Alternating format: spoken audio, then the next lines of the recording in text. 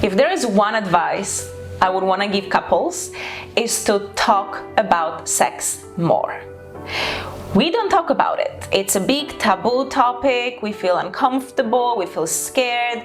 So whatever the reason, whatever is the excuse, we think, well, it's not necessary, why would we have to? And we just don't.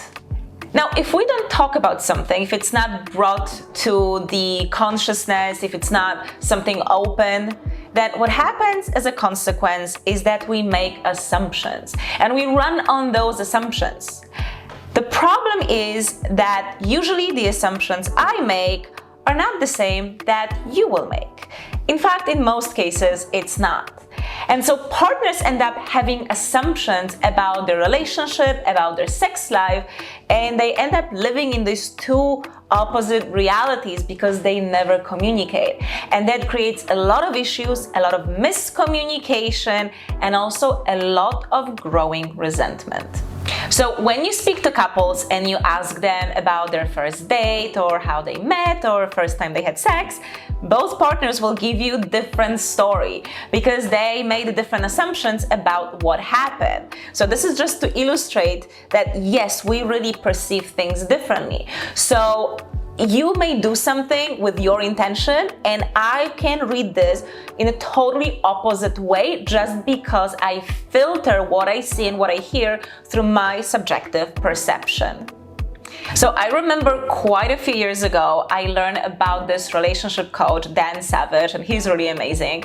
But the cool thing about him is that he's gay, and he was telling a story that at some point, so many heterosexual couples started coming to him for advice. And he felt very confused about it, saying like, what exactly can I tell you? But what he realized is that there is actually something that he says heterosexual couples could really learn from the gay community, and it's to talk about sex. So what he is talking about is that, if you have two men coming together, going to someone's house, he says it is impossible to engage in anything unless you first have a conversation, because you have to decide who's the giver, who's the receiver, at least for that reason. And so in the gay community, it's a common practice to discuss your preferences, to discuss how far you want to go. Versus heterosexual couples, because it's kind of given what goes where, we just assume that anytime we choose to be intimate, it means one thing, and that is intercourse. It's like we don't give space to any other experience. Again, because we don't talk about it. So it is really important for everyone who is sexually active to start having a habit, have a habit of speaking up about what it is that you want and what it is that you don't want, what you like and what you don't like, what your boundaries are, what your fantasies and dreams are, and also giving yourself permission to want different things different days. Today, maybe you want full intercourse, but tomorrow you may only want to kiss. It's okay. The desire to be intimate is not equal with the desire for penetration or intercourse. There's so many levels, so many ways of being intimate with someone, of being sexual with someone, that doesn't necessarily need to mean an intercourse. But again, unless we communicate about these things, we won't be able to get what we truly want. So if you ever meet a couple who has a great sex life, it's guaranteed that they talk about it. And if you have a couple that has bad sex life, it's either because they don't talk about it at all, or the way they talk about it is just not correct, it's wrong, it's attacking, not vulnerable enough, or they just don't talk about it enough. So if you ignore a topic, nothing will change. So if there's something your partner does and you don't like it, unless you say it, they will not stop doing it. And if there's something you want to experience, again, unless you ask for it, they will not start doing it. So because we feel so uncomfortable to just be direct when it comes to our sex life, instead what we do is we imply what we want. So we're doing different things, kind of hoping, assuming that our partner would understand what we mean. Again, we're going back to assumptions right? We're assuming that if I express this, if I just say this one word or make this sound, that my partner should realize what I'm trying to communicate. So I want to share with you a story. This happened quite many years ago when I was traveling to Bali. And on the flight, I saw a guy that I knew. We were not friends, but I recognized him. We live in the same town. And so he offered that he can drive me from the airport to our place. We were about 1 hour away, and I was very grateful for this because it's not really easy to get a taxi in Bali at the airport. And again, we're talking quite many years ago when, money was more of an issue. And so I was happy to save some money. So then he comes on his bike, because by the way, in Bali, everyone drives bikes, scooters, and motorcycles. So he comes with his scooter, but he doesn't have helmets. And then we have about 1 hour of driving ahead of us. So I didn't like the fact that we didn't have helmets. I didn't feel safe. But on top of that, he told me that there is an event happening this evening that he really wants to attend. So now I know that he is in a hurry. And he's driving really fast. So I'm not wearing a helmet and he's driving really fast. I did not feel comfortable. I did not feel safe. But I felt uncomfortable and scared to ask him to slow down because I knew that he was in a hurry for that event. So I didn't want to be, problematic for him.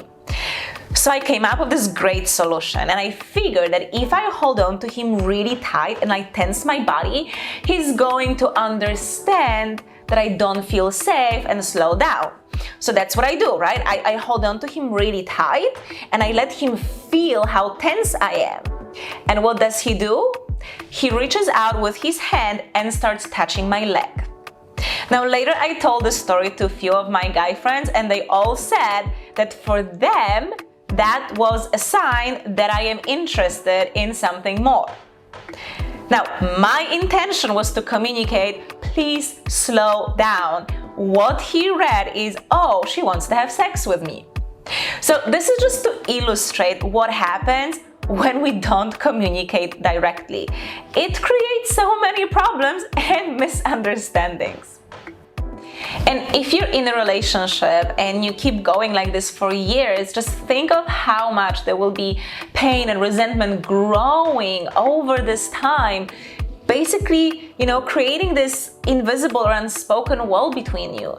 So the sooner you start having these conversations in an open way, the better. And honestly, don't wait any longer, because anytime you keep something to yourself, that means more work in the future. Now, I understand it is vulnerable, and for some couples, it is really difficult to do it. And so sometimes having a coach or a third person, a mediator, can be really helpful, because this way you know that someone is holding space for you. Now, if I never speak to my partner about sexuality and I may want to bring something that they do that I don't like, of course I will feel scared that they may feel attacked and attack me back. So when you have someone working with you and guiding you through this, you know for sure that they will keep a safe and non-judgmental space for both of you to be able to open up and speak about it openly. Now, if this is something that you would like to do with me, it is the type of work that I guide my clients through. So if you're interested, if you would like my assistance in helping you and your partner open up about your sex life, then head over to magdak.com/apply, where you can apply for a free consultation. It's a call where we discuss what's happening in your life and how I can assist you, and to see if we're a match for doing the work together. The link is also in the description of the video if you want to get started. But now, another thing also that I have a lot of my clients do, and that seems to really work well for them, is to do a course together. So the School of Intimacy is our membership platform, and if you've been here for a while, you probably heard me talk about it. I practically mention this in every video because it's the main resource that we have. So it's a membership platform where you will find all of my online courses. Everything I ever created is there, and you get full access. So you're gonna have courses on non-ejaculation for men and how to open sexuality and multi-orgasmic potential for a woman, communication tools, how to spice up your sex life, the sexuality types, and so much more. And so what works really well for couples is when they join the school together and then they go through a course together. So you may be watching videos together as a couple and then discuss them. So you can talk about what you learned, what you liked, you can ask each other questions, and you can see how you want to implement these teachings in your life. So doing this together as a couple really seems to work great because it's a very non-threatening way to start bringing these conversations in. And so I have a lot of couples that have this sort of agreement that, let's say, the first month a woman chooses the course for both of them and the next one a man. So you also get to kind of, make sure that both of you get the value that you are interested in. Now, if this is something that you would like to explore, you can head over to magdak.com/school. Again, the link is in the description of this video. My love, I hope that you found this video helpful. Again, this is probably my #1 tip for couples. Just start talking about your intimate life, start talking about your sex life, saying what you want, saying what you need, and saying what your boundaries are. So if you did find this video valuable, I would love for you to subscribe to my channel for more, like this video, comment below, let me know what you think about it, and also don't forget to follow me on Instagram if you are not yet connected with me there. I post a lot of things, I share insights from my personal life as well, so if you want to get to know me a bit better, this is the best place to do it. Once again, thank you so much for being here, and I'll catch you in the next video. Bye, my love!